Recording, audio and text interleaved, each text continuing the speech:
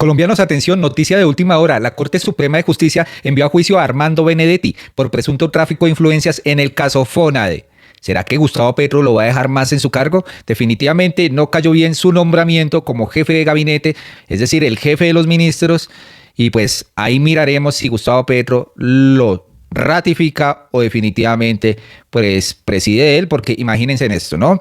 Pues la decisión ocurre en medio de este clima político cargado tras el controvertido Consejo de Ministros en el que el presidente Gustavo Petro oficializó la llegada de Benedetti a su gabinete. Y es que el recién nombrado jefe del despacho presidencial, Armando Benedetti, deberá ir a juicio por su aparente participación en el escándalo de corrupción del caso Fonade. La Sala de Instrucción de la Corte Suprema de Justicia decidió este jueves enviar a juicio al funcionario del gobierno por su presunta responsabilidad en el delito de tráfico de influencias. Bueno, aquí nos quedan dos cosas, ¿no? Es curioso que el señor aquí, Armando Benedetti, se ha nombrado como jefe de gabinete y, oh sorpresa, 2 días después, la Corte Suprema de Justicia decide que lo envía a juicio. ¿Por qué será? Pues definitivamente aquí nos queda un sinsabor si la Corte Suprema definitivamente tiene un equilibrio de poderes o si está actuando políticamente. Y es que en octubre del año pasado la sala acogió la ponencia de la magistrada Cristina Lombana, recordemos que es uribista esta señora, que lo acusó por 2 delitos: tráfico de influencias, que se mantiene, e interés indebido en la celebración de contratos, pero este último no tuvo mayoría de votos y se cayó. Al no acogerse en su totalidad la ponencia de Lombana, le correspondió al magistrado César Reyes, el que pues había acogido a Álvaro Uribe Vélez preso, pues preparar una contraponencia en la cual se centró la discusión de este jueves.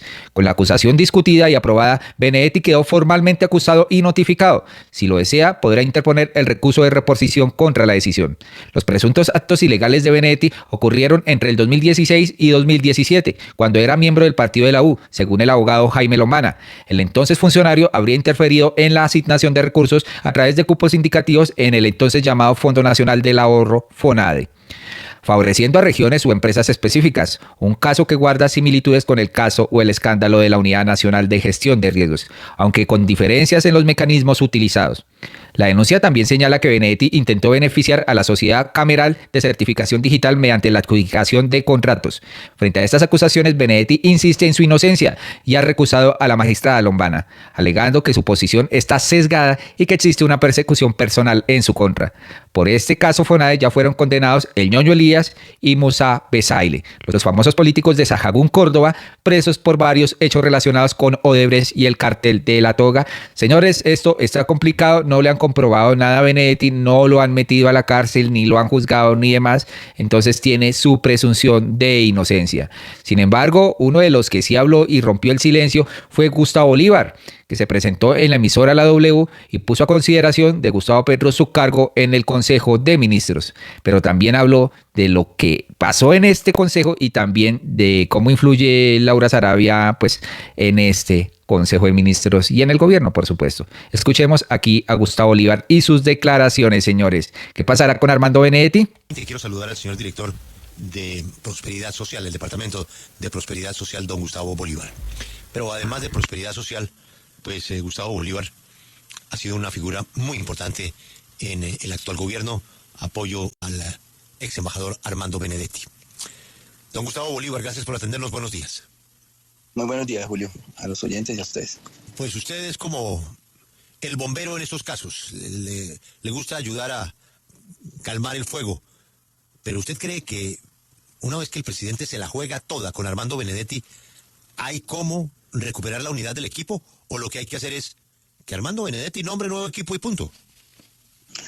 Bueno, Julio, mira, yo había mantenido un silencio el día de ayer como reflexionando sobre estas cosas y creo conocer un poco a Gustavo Petro y por qué esta defensa de Armando Benedetti. Y yo llego a una conclusión, y en primer lugar es que Gustavo Petro es un humanista, y Gustavo Petro nos habló allá en este Consejo de Ministros de las dobles o las segundas oportunidades. Y entiende uno que Gustavo Petro tuvo una segunda oportunidad. Él fue, pues esto no es un secreto, fue guerrillero, y su segunda oportunidad fue convertirse en presidente de la República, haciendo una carrera brillante en el Congreso de la República. Y nos recordaba él en el Consejo de Ministros que cuando hacía los debates contra el paramilitarismo, una persona de otro partido distinta a las personas del partido propio, que en ese momento era el Polo Democrático, lo empezó a apoyar y ese era Armando Benedetti. O sea, yo en este momento, sin entrar a juzgar a Armando Benedetti, a quien he criticado desde su ingreso al pacto histórico hace por allá unos 4 años, pues tampoco somos jueces para juzgarlo. Entiendo que por ahí es donde va la cosa, porque a pesar de lo que dicen, Gustavo Petro también es una persona leal, así como muchos hemos sido leales con él también es leal con sus amigos. A mí en determinados momentos, cuando estaba bajo ataque, por haberle comprado los cascos y las gafas a los jóvenes para que no le sacaran los ojos, y estuve obviamente en un ojo del huracán terrible, él también me defendió. Entonces, yo pienso que es simplemente eso, pues hablan de chantajes, de que por qué, y por qué se la juega por estas personas, y yo no encuentro otra razón distinta a esa. Pero quería hacerle una aclaración, que en esto sí quiero contradecir al presidente, y es que esas 190 y tantas obras de las que él habló no son las obras de gobierno, totalmente, es una partecita pequeña. Él está hablando de los consejos, se llaman gobiernos con el pueblo, que se hicieron en diferentes municipios. Y obviamente no se han cumplido todos, no estamos en tiempo de cumplirlos, porque cuando él va hablando en estos consejos, pues uno tiene que sacar una calculadora para ver cuánto costó ese discurso. Y digamos, decir, aquí falta un aeropuerto, aquí falta tal cosa, pues es sencillo, pero uno va y empezamos a correr, porque aquí tengo que sacar la cara por el gabinete. Yo, ahí en unos grupos tan grandes, pues hay personas que nos queremos, otras que no, otras que tal. Pero yo tengo que decir, por encima de eso, todos, mira, yo no encuentro un solo vago dentro del Congreso. Nos encontramos los sábados, los domingos, con ojeras, todos trasnochados, corriendo de un lado para otro para cambiar este, y lo estamos logrando. Entonces al presidente le pasaron una lista que además yo creo que está desactualizada, porque no son tantas las que faltan, sí faltan, pero bueno, hacer un aeropuerto, hacer obras grandes, no son en 6 meses, estos consejos de ministros fueron el año pasado. Sin embargo, gran parte de esas obras, por ejemplo, los consejos de ministros que se hicieron en Cauca, yo no estaba ahí en el gobierno, pero recibí ese mandato. Mire, el presidente hizo estos compromisos en tales sitios, yo por ejemplo los empecé a cumplir, y la contratación de esos compromisos la pude hacer hasta diciembre, y antes no teníamos la caja. Ustedes saben, tampoco es secreto que tuvimos unas dificultades económicas bastante fuertes fiscales el año pasado. Yo solo en Prosperidad Social, solo una entidad, dejé contratadas 217 obras en diciembre. Perdón, hasta diciembre, porque no las contraté en diciembre. Los PAS, que son 150, que se empezaron a construir ayer, porque hay que decirle, presidente, pues un proceso de estos se implica una cantidad de procesos. Primero, una convocatoria para conseguir los lotes. Yo tuve que conseguir 150 lotes en toda Colombia y los conseguimos. Después había que ir a visitar los lotes y mirar si cumplían los requisitos de pendiente y etcétera, si tenían los documentos. Después hacer los convenios con Findeter, que fue la firma que escogimos para que hiciera a su vez las licitaciones internas. Después los convenios con los alcaldes. Toda esa estructuración en tiempo récord, quiero decirles, nos llevó entre 6 y 7 meses, y hasta ayer empezamos la construcción. Había que conseguir también convocatorias para las interventorías. Todos esos son procesos muy lentos. Entonces, decirle al presidente que lo estamos cumpliendo, que lo vamos a cumplir, que todos estamos jugados para cumplir su programa de gobierno, porque estamos enamorados de ese programa de gobierno, porque llega precisamente a la gente que nunca ha tenido nada, a las comunidades que siempre han estado abandonadas. Entonces, esa es mi visión de lo que pasó esa noche, y pues decirle al presidente que estamos rodeándolo, que estamos con él hasta el final, y que esto va bien, que se ponga un poco positivo. Bueno, aquí Gustavo Bolívar dice que pues, la solidaridad con Armando Benedetti es también porque en ciertos momentos cuando pues Gustavo Bolívar ha sido atacado, o hasta el mismo presidente ha sido atacado, pues Armando Benedetti ha estado ahí frente al cañón. Además que es un agradecimiento porque gracias a Armando Benedetti supuestamente ganó la presidencia Gustavo Petro por el apoyo que lograron pues en la costa, señores. Y lo que hablaron de los proyectos es que definitivamente la lista está desactualizada según Gustavo Bolívar, ¿no? Sigamos escuchando. Mire, don Gustavo, yo le entiendo perfectamente su argumentación. Es respetable que usted le quiera dar el beneficio a la bondad del presidente de una segunda oportunidad. Aquí tenemos campañas de segundas oportunidades con los pospenados. Segunda oportunidad la merece cualquiera.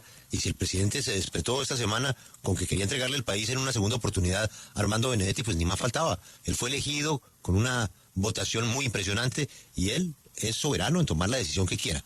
Pero lo que no se puede es poner a un país en jaque. Si el presidente tomó esa decisión, hay que ser coherentes. A los que no les gusta la decisión, como se lo manifestaron, porque ahí lo que le iban a hacer era una huelga al presidente, y por eso él decidió poner las cámaras de televisión. La lista de los problemas se la hizo Armando Benedetti. A partir de ahora, y con lo que pasó en el DAPRE, todo el poder lo concentra Armando Benedetti. Al que no le guste, pues simplemente que se haga a un lado y seguimos. Pero el presidente no puede seguir en esta interinidad de desconfiar de su equipo, que tiene doble agenda, de los que desconfíe, los que no están de acuerdo con Armando Benedetti, chao. Nombrar ejecutivos han pasado por el gobierno ministros extraordinarios. Será una lástima perder a unas personas que se van, que lo han hecho muy bien, pero que sus principios no les permiten sentarse con Armando Benedetti. Pero no sigamos patinando en eso, don Gustavo. Ya se tomó la decisión. ¿Cómo hacemos para resolver el tema ya? ¿Quiénes se van? ¿Quiénes se quedan? Bueno, mire, es que aquí hubo como un error de interpretación por parte de las personas que están en el DAPRI. El DAPRI tiene 4 funciones básicas, entre otras, muchas más. El director o directora del DAPRI las tenía Laura Sarabia, que era, en primer lugar, el manejo de la casa. En segundo lugar, la casa militar, que es la seguridad del presidente y la vicepresidenta. Ahí estamos hablando de una cantidad de gente.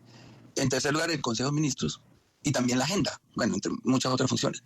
Entonces, lo que quería el presidente era dividir, estaban muy concentrados esos poderes, y estamos de acuerdo, pero lo manejaba una sola persona antes. Y cuando llega Jorge Rojas, el presidente lo que decide es dividir tanto poder en 2 personas. Y tal vez donde no le entendimos, y por eso creo que durante ese Consejo de Gobiernos, que nosotros no sabíamos que se iba a grabar, pero obviamente ya sabíamos que se está grabando, ahí nosotros no teníamos una disyuntiva distinta, o a quedarnos callados y aceptar la presencia de Armando Benedetti y todos felices y no pasó nada, pero hay unas personas que tienen unas voces discordantes. Lo que hay que destacar acá es que nosotros somos movimientos deliberantes, que el presidente no es un autócrata que no permite que le hablen y que va echando a todo al que no esté de acuerdo con él, sino que nosotros somos un movimiento democrático donde las voces cuentan, y ahí apareció una voz de Francia Márquez muy valiosa, después otra de Susana Mohamed. Nosotros que estamos apoyando esa revolución del feminismo, no tuvimos, sino quisimos apoyarlas a ellas, y eso fue lo que pasó, pero de cara al país. Y yo no he encontrado en ningún medio que alguien levante una voz pequeñita y decir, oiga, valoramos que el gobierno hoy quiera estar, que sea un gobierno abierto de cara a Colombia, que las personas que nos eligieron sepan qué pasa dentro de un Consejo de Ministros. Nunca la gente sabía qué pasaba en un Consejo de Ministros, y quiero decirle que este no es el primer Consejo de Ministros donde se presentan polémicas, ha habido muchas otras, pero siempre con una persona que nos está dando línea, que está diciendo, incluso ustedes lo vieron ahí, reflexiones filosóficas sobre cada tema, porque de verdad lo quiero decir, y usted, pues para nadie es secreto que yo soy tal vez el petrista número 1, no hay un estadista más grande que Gustavo Petro en este siglo. De repente el señor Álvaro Uribe, nunca lo escuché en un Consejo de Ministros, pero después de estos 2 políticos no hay nada más grande en Colombia, y nosotros tenemos el chance, la oportunidad, el privilegio de escuchar a esas personas por horas, de que nos transmitan las cientos de libros que han leído, y el aprendizaje es muy grande, pero sin embargo, asimismo él permite que haya disensos dentro del Consejo de Ministros, y yo no he escuchado nunca que le diga a alguien, usted se va porque por lo que me dijo, o usted deje su cargo porque no estoy de acuerdo. No, siempre ha habido estos debates internos y son muy sanos para una democracia. Imagínense un presidente como los anteriores al que le aplaudan todo lo que haga. Y aquí ese no es el caso de este gobierno. Obviamente se vio un espectáculo raro porque la gente nunca lo había visto, pero si la intención del presidente, que es transmitir los próximos consejos de gobierno, que yo ya veo la gente comprando maíz y alistándose para mirar qué va a pasar, pues se van a dar cuenta que así son, y son muy enriquecedores para el país. En este caso estábamos dando una discusión por unas obras no ejecutadas y también por la presencia de Armando Benedetti en el Consejo de Ministros, pero otras veces hemos dado discusiones muy intensas sobre todos los temas de Colombia. Cada lunes se manejan 2, 3 temas de Colombia. Últimamente se están haciendo 2, 3 consejos de ministros de la semana, sobre todo en enero, porque era cómo vamos a planear este año. Es nuestro último año, nuestra última oportunidad de ejecutar el programa de gobierno. Y si ustedes analizan las cifras, el año pasado, a pesar de que no fue un año con todo el presupuesto completo, se ejecutó más del 86-88% de todo el programa de gobierno, digamos. Entonces, tampoco es que estemos tan mal. Sí se puede estar, siempre se puede estar mejor, pero el gobierno sí avanza, y como lo dije al comienzo, ningún compañero o compañera, cáigame bien o cáigame mal, todos trabajan denodadamente por cambiar este país, Julio. Bueno, también habló aquí sobre su posible renuncia o no, si realmente pues va a dejar solo al presidente o va a seguir al pie del cañón, ¿no? Porque pues algunos están abandonando el barco porque no se tienen pues contentos con la presencia de Armando Benedetti, ¿no? Aquí pues hubo rencillas más bien personales de algunos, ¿no? Pero escuchemos qué dijo Bolívar sobre pues su renuncia. Sí. Director, entonces en ese orden de ideas, ¿usted no es del grupo de los que se va? ¿Usted no va a renunciar? ¿Va a seguir con el presidente? Yo ayer hablé largo con el presidente y le dije, presidente, me puedo ir hoy, en una semana, en un mes, si quiere me quedo, porque cuando él hablaba de las dobles agendas es porque él no quiere que la gente utilice los cargos para hacer campaña. no quiere que utilice los cargos para enriquecerse, no quiere que utilice los cargos para hacer negocios. Él dice, la única agenda que tiene que tener aquí un miembro del gabinete es el programa de gobierno, ejecutarlo. Y entonces para mí me cae el guante porque, como se lo dije ahí en mi intervención, le dije, pues no estamos en campaña porque aquí nadie ha decidido ser candidato, pero yo le dije ayer al presidente, tome la decisión, yo le pongo a consideración mi cargo, si quiere me voy hoy, si quiere en un mes, si quiere en 2, me quedo, no soy candidato, lo que usted quiere, yo estoy esperando esa respuesta, no me la dio ayer.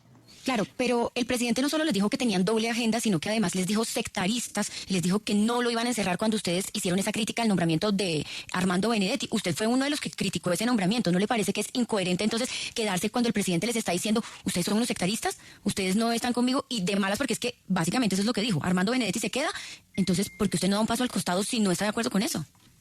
Lo del sectarismo también hay una equivocación ahí.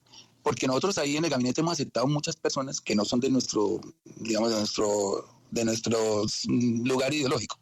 Por ejemplo, ahí estuvo Liscano, hicimos muy buenas migas con Liscano, ministro de las TIC. Ahí está el señor Cristo, que es un señor de centro, que viene del liberalismo, después pasó a otro partido, etcétera, o viene del santismo, y ha habido más, y hay todavía más, ministros que no son, digamos, necesariamente de izquierda o de centro-izquierda. Y nosotros nunca no hemos dicho nada. O sea, que aquí no fue un problema de sectarismo, sino que hay un pasado de una persona que nos pareció que no debería estar sentado ahí con algunos de nosotros, que hemos dado una lucha muy grande en este país por cambiar las costumbres políticas. Entonces, el tema es o nos quedamos o nos vamos, pero uno primero le consulta al presidente, porque no vamos a generar una crisis de renuncias masivas para debilitar al gobierno, que es lo que quiere la gente, que es lo que quiere la prensa, y nosotros tenemos que pensar también qué quiere el presidente.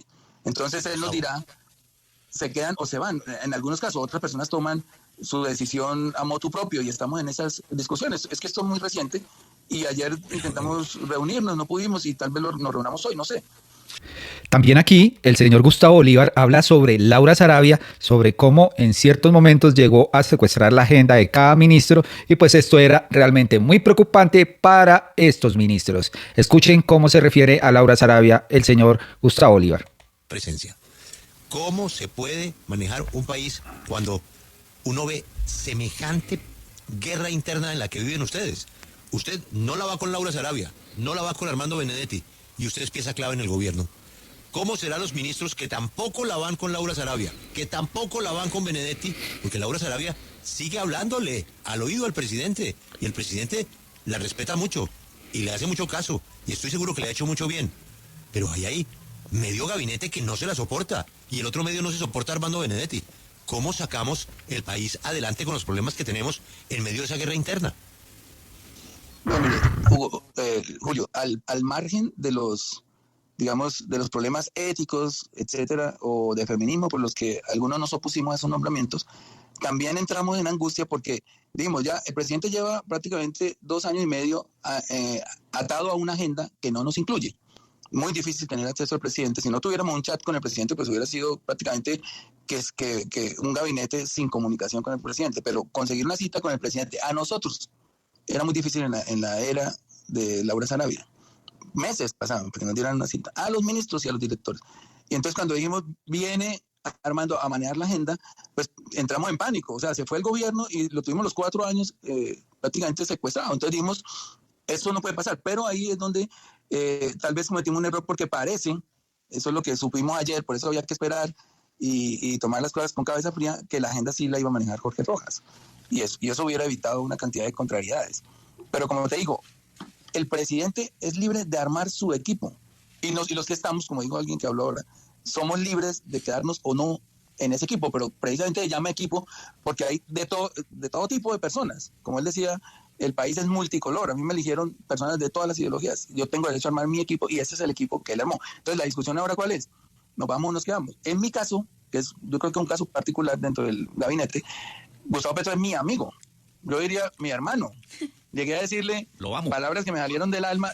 Nosotros lo amamos, presidente, yo a usted lo amo. No, usted y lo amo. Es cierto que si yo no amara a ese hombre, yo no estaría aquí sacrificando lo que Julio sabe que estoy sacrificando. Que Julio también me conoce y sabe de dónde vengo y cómo es mi vida. Yo aquí Ahora vivo encerrado con amenazas, amenazan a mis hijos, los boletean, es posible que haya perdido ya mi residencia de Estados Unidos, no sé, he sacrificado aquí todo, me he perdido dinero, me he perdido todo, es porque tengo un amor a una causa, un amor a un proyecto, un amor a esta persona.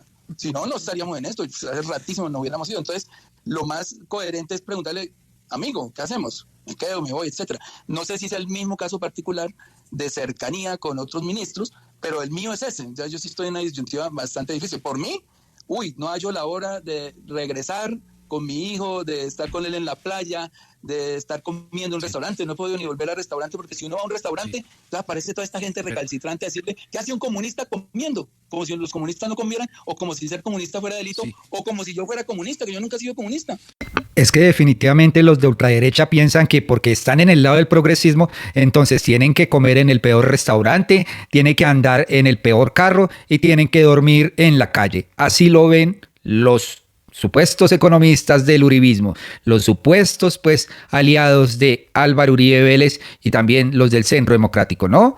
No se puede comprar un progresista una camioneta último modelo porque ya dicen que aman el capitalismo, ¿no? No se pueden dar sus gustos porque esta gente piensa que deben andar en alpargatas. Y así son, ¿no? No más polo. Ni guerrillero menos, pero esa es la hostilidad a la que nos sometimos por apostarle a un proyecto que lo único que quiere es sacar a la gente, esa gente que tenemos olvidada hace años y siglos y en la que nunca pensaron en otro gobierno, y por eso estoy aquí. Sí. Bueno, esas son las palabras de Gustavo Bolívar frente a lo que pasó. Seguramente iban a dividir las agendas con el señor Armando Benedetti y el ministro saliente Jorge Rojas, pero no se llegó a ningún acuerdo con Jorge Rojas. Por otro lado, uno de los que sí se pronunció también contundentemente fue el ministro de Cultura Juan David Correa. Él dijo que no podía tener de jefe a un maltratador de mujeres, refiriéndose aquí a Armando Benedetti. Entonces por eso renunció. Escuchemos las palabras de un podcast que está promocionando aquí la señora María Jimena Duzán y estaremos viéndolo. Un maltratador de mujeres no es aceptable. Discúlpenme, pero no lo es. Eso hay que decirlo con todas sus letras, porque si no seguimos escondiendo y eludiendo los verdaderos problemas culturales que tenemos. No, los feminismos no matan hombres. Son los hombres los que matamos mujeres a diario. Está en cifras, datos y hechos concretos. Todos los días un hombre mata a mujer. Eso no lo piensa el presidente Gustavo Petro. Yo sí. Y como yo planteo un cambio cultural y yo le digo a la sociedad, si no nombramos estas cosas, si no decimos estas cosas, si no pensamos que tenemos racismos estructurales adentro, si no sabemos que somos misóginos, si no sabemos que somos aporafóbicos y nos parece hartísima la gente que no pronuncia bien inglés, los que soñeros, los que no se visten como nosotros, y no nos decimos eso, francamente, no podemos transitar entonces en un mundo de culturas diversas que componen un lugar imaginado, una nación imaginada llamada Colombia. Él no estuvo de acuerdo con el nombramiento de Armando Benedetti y por eso renunció a la cartera. Heraclico Landines, representante de la Cámara por el Pacto Histórico, también dijo en Caracol 10 AM que lo que sucedió en el Consejo de Ministros fue un autosabotaje y aseguró que el nombramiento de Armando Benedetti como jefe de despacho no ha caído bien en el partido político. Escuchemos qué dijo. Doctor Landines, me da mucho gusto tenerlo, bienvenido. Yo quisiera comenzar preguntándole por eso, por el trino del presidente que dice que en adelante los consejos de ministros van a ser así, abiertos al público, porque eso le da a uno la sensación de que para el presidente lo que ocurrió ayer no fue un error. ¿Qué sensación le da a usted? Yo creo que la Constitución Política de Colombia dice que la función administrativa y la función pública tiene que ser transparente y regirse bajo el principio de la publicidad. En ese escenario, todas las actuaciones de un gobierno que tengan que ver con el cumplimiento de metas de gobierno, con la ejecución de recursos públicos, con definir proyectos, tienen que ser a los ojos de la ciudadanía abiertos. Es decir, que todos los colombianos sepamos cómo va el cumplimiento del programa de gobierno, traducción Plan Nacional de Desarrollo, que el candidato Petro, hoy señor presidente de la República, prometió. Yo creo que eso es válido para una democracia como Colombia. Hay unos temas que no creo que deben tratarse porque tienen reserva, como son temas de seguridad nacional, no podrían tratarse de esa manera. Las discusiones políticas, por ejemplo, que ayer se llevó toda la discusión de todo el Consejo de Ministros, no debe darse en ese escenario. Es una discusión política legítima. De aspiraciones pueden ser de algunos ministros, de diferencias entre unos ministros y directivos. Esas discusiones sobre lo que pasa en la política tienen que darse en otro escenario. Pero además lo que vieron, por ejemplo, la diferencia entre Laura y Gustavo Bolívar, es lo que pasa en todos los consejos de ministros. Habrá otras discusiones más fuertes que nadie sabe que han pasado, pero ese es el escenario de la cruda realidad de lo que pasa al interior del alto gobierno y de este gobierno y de otros gobiernos. Claro, y los uribistas se escandalizan porque le dijeron mentirosa a Laura Sarabia que cómo era posible esto. Pero como era la primera vez que se transmitían estos consejos de ministros, pues para ellos ha sido un escándalo, pero no han dicho nada sobre Trump y Netanyahu, que pues el señor de Estados Unidos anuncia que va a tomarse Gaza. Hágame el favor. También Ahmed Scott reapareció, representante de la Cámara por el Pacto Histórico, y aseguró que el Consejo de Ministros no era el espacio adecuado también para que los integrantes del gobierno nacional manifestaran sus diferencias. Escuchemos qué dijo. Ahmed Scott es representante de la Cámara por el Pacto Histórico. Doctor Scott, me da gusto tenerlo. Bienvenido. Feliz día. ¿Cómo está viendo usted todo este episodio?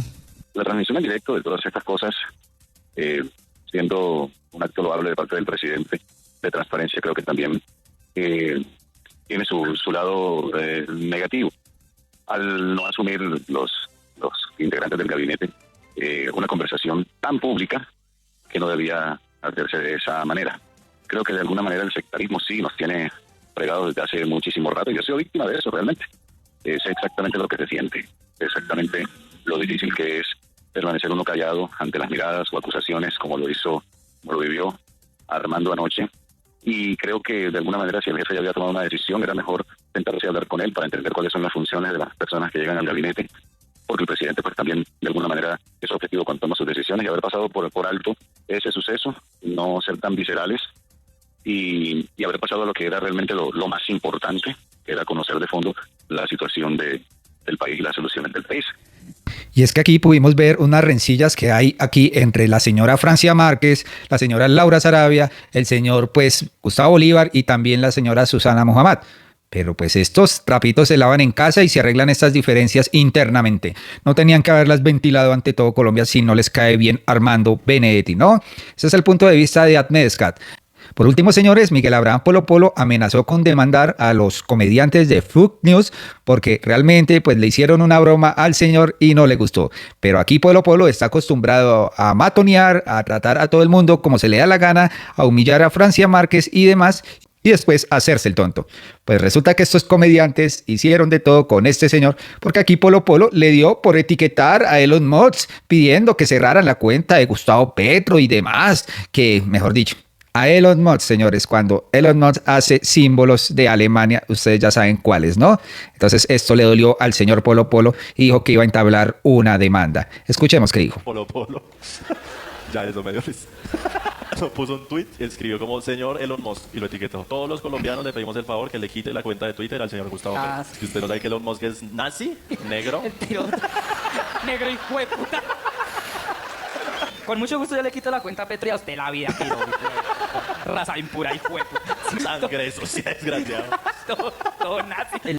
Nunca han tenido ningún tipo de consecuencia porque se escudan en que lo que ellos hacen es humor negro. Entonces vamos a responderles a estos mamerticos con una cucharada de su propia medicina. Estos dos personajes, entre risas, disfrazan obviamente su racismo como buenos cobardes y me discriminan por mi color de piel. Pero este emboloroso, sufre de síndrome de Tourette.